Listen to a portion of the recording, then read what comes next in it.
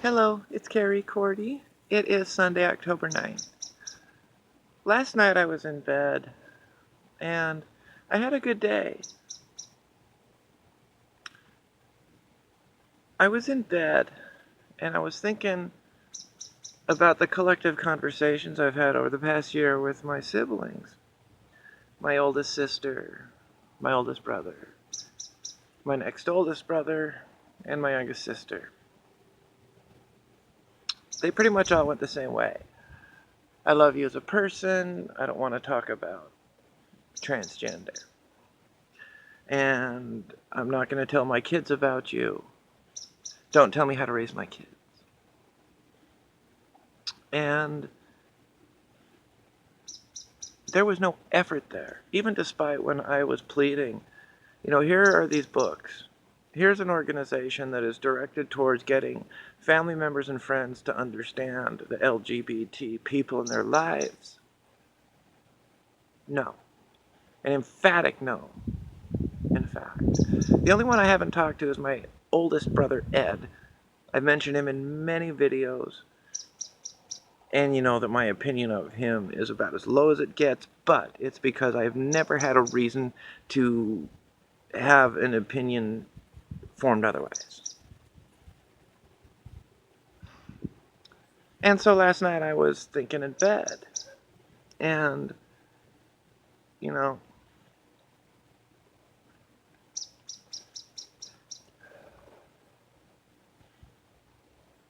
I decided that I would post something, not only so my friends would see it, but I was hoping that the relatives and family members that I had on Facebook would see it.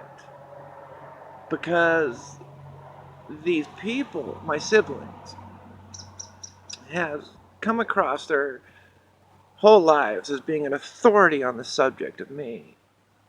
That their perspective is taken as, I don't want to say immutable, but it is far above what I feel in my perspective. Now, I could be wrong here. I am human enough to admit this, but at no point did I, or did I see that same effort on their part that was being made by me. And whenever I try to bring this up with these people, even some of my relatives, I'm not trying to shatter my family's reputations or their lives. I want people to stand up and realize with the way that my family is treating me is, in essence, the same thing that Jesus said. You are not the people that worship the prophets. You are the very people who burned them. Now, I'm not saying that I have any special standing as far as that goes. But what that statement Jesus was making was, get out of your life enough to take a cold look at this as if you were reading a history book. And if you can do that and be honest with yourself and say, you know what, maybe I've been on the wrong side this whole time. Maybe this is something that you shouldn't take sides with, but to have compassion towards. And that's what I'm trying to shatter with all the people that knew me in my past that won't make the effort. And you know what I found? Friends not only commented, but, some of the girls from my past. It's like, yeah, I've talked to you. I've talked about you to my kids. It wasn't easy, but they get it. And, my friends that, their kids are delighted to see me. And then here's my family, as I won't tell my kids about you. And as far as the associations of life with, a family member is closer than anything. Or it's, put across that way in the Mormon religion. And I don't want to say that I'm throwing it back in their face, but it's like getting a cold slap in the face by a fish in the middle of the desert. Yeah, it's surprising. It comes out of fucking nowhere. But that's something you have to stop and say, okay, what the hell? What do I need to look around at? What am I missing? Here's a fish and it's the desert. I thought I knew what was going on, but I obviously don't. That was a hard lesson I had to learn. And the people in my past that I just loved and admired and adored. And yeah, at times I really kind of got lost in the whole woo, starry thinking of hope. But ultimately, the long term proved out that there was something I was attracted to with these people. And like all humanity, you get interpretations wrong. But it doesn't mean that I felt these people's hearts and I wanted them in my life. So when I tell people, I love you, and even though it may be directed at someone that I may have like a crush on or whatever, ultimately, I fucking mean it. And not in some starry-eyed love cross thing either. Yeah, I get obsessed like other people do, but I try to work through it. And I'd like to think that I am honest enough to look at it, no matter at what time. And it frustrates me when people don't trust me enough to do that. And like my dear, dear friend from high school, God, from high school, several of them from high school that have always thought enough of me to give me that cold slap in the face with a fish in the desert. I need that sometimes. And if you watch this, you're probably the person that kind of stands back and say, you know what? I'm willing to look at that too. What's my cold slap face? You know what I'm saying, I've said it before. I'm going to get some things done, and I'm going to finish filming my little fix-it video, the first one. So by the time you see the fix-it video, it'll be already reposted, and you'll see this little comment back and forth. But I'm going to start doing a whole series of fixing it things. I think I may just call it fixing shit. Oh, I've got a lot to do today, but it's hard when you have a lot to do and you don't have a set time schedule like you would at work with the supervisor over your shoulder. So that's when the real motivation with life is tested with me. What will I get done without my time schedule and without somebody hovering over me?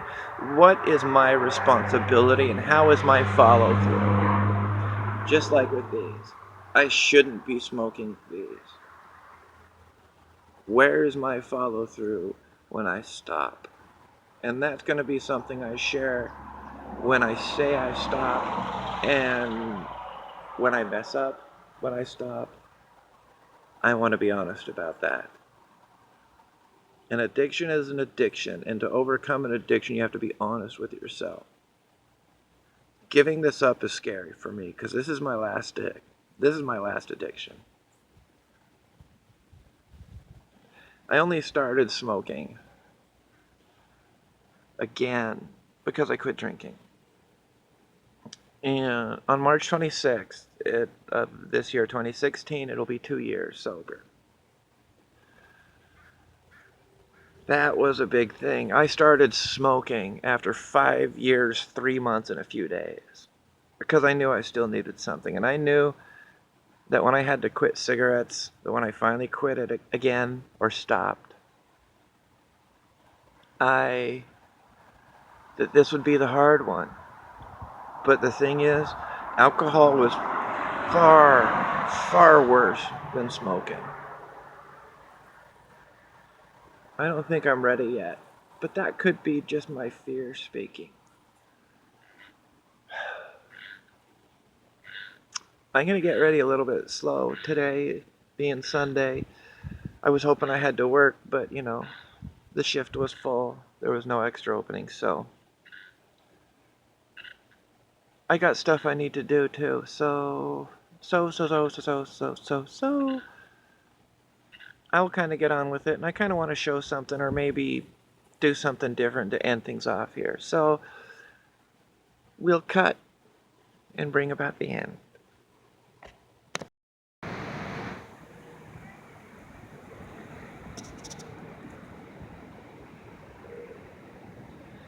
Well, here I am at the beach, and just so you can see me.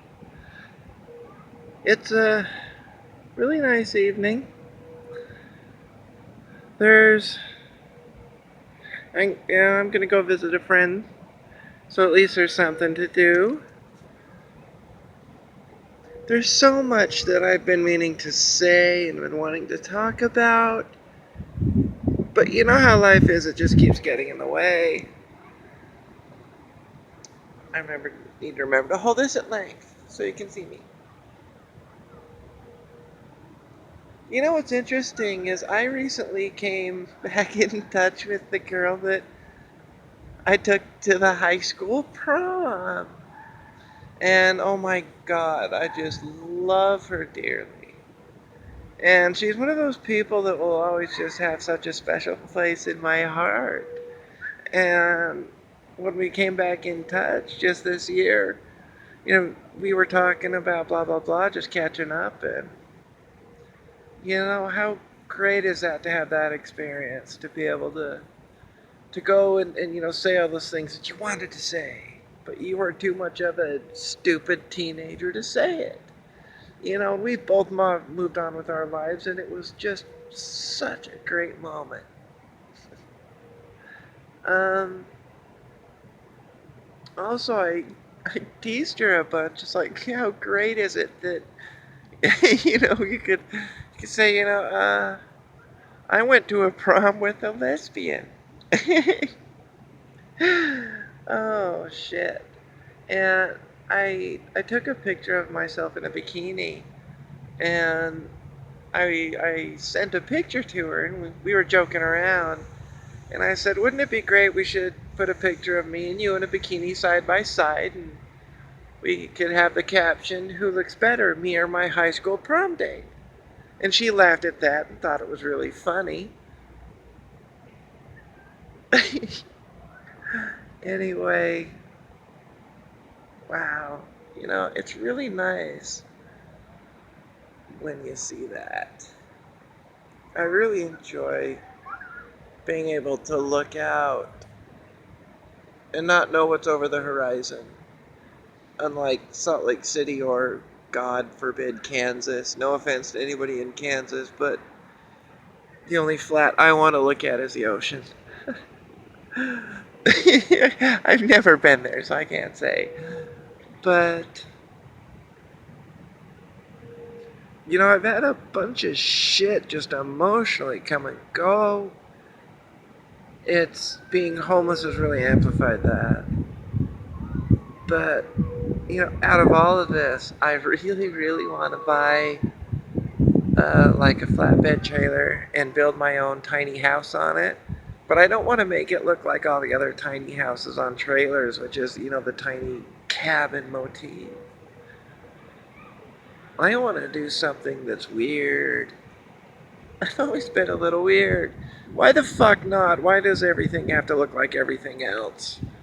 If I can do it, I'm gonna make it like me. A little different. um, I was, gonna talk about other things, and like always, I get distracted. It's nice, off in the distance, there's a lighthouse on top of the rocks, and it's just far enough that the sun glistening off of the waves and the distant haze, you can just see it. And it kind of looks like a foam finger doing this on the horizon. Ah, hooray! Oh god, that was stupid. Yeah, I need peace like this. Whatever break I can get in life, give me a moment to breathe. And say, right now, my shit's taken care of. Right now, my shit's taken care of. I need to find more solace in that than I do.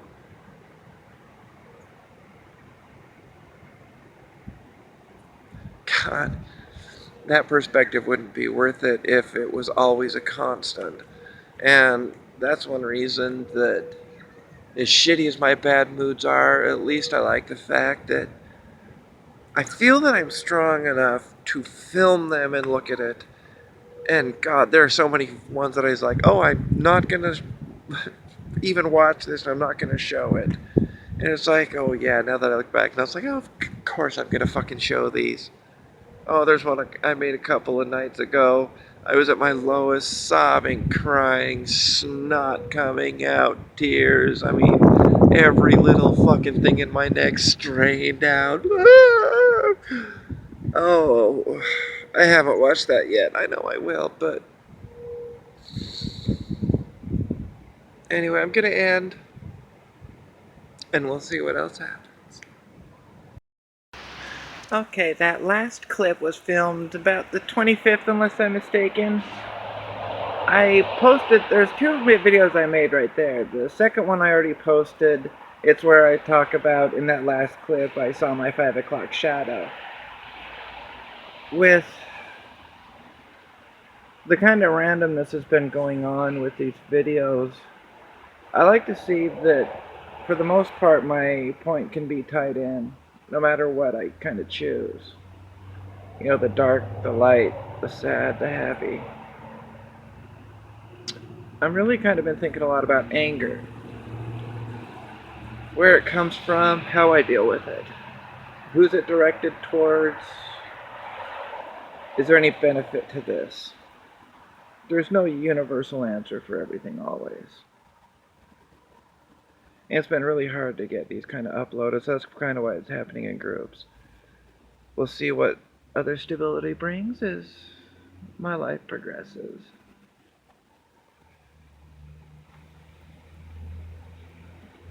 You know, I hate it when you don't want to let hope in because you're scared that you can't deal with losing hope again. These last 3 weeks have been that for me. It's been constant back and forth.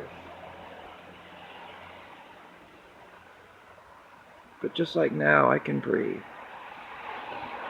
And that gives me meaning, and I say this a lot. Not only do I need to say it, I need to hear it, I need to feel it.